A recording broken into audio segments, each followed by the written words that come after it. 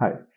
So in this particular case, I was assigned to extract primary maxillary second molar, which was cavitated, which was causing pain, and in the X-ray, it's very much visible that there is internal absorption, and the patient's age was 9.5. So we decided to carry out with extraction.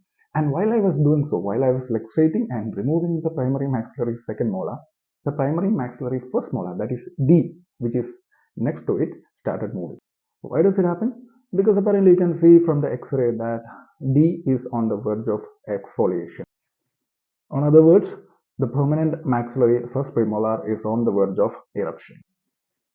So when it happened, for a second I thought, okay, there is nothing special about it. I must carry out with my extraction and you should send the patient. But then I had a rethinking and I felt that I must inform this to the parent. So I called up the parent to the operatory and it was the patient's mother who came as a bystander. So I explained her, I have removed this particular infected teeth and the teeth right next to it also started moving, but there is nothing to be scared about it because today or tomorrow it will exfoliate on its own. So that was the case. I winded up and I sent the patient back home.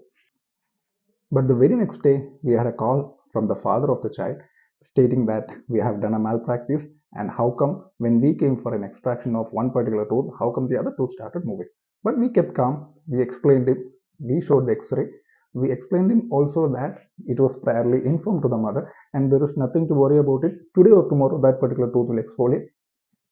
So he understood and it was over. So that's how it went.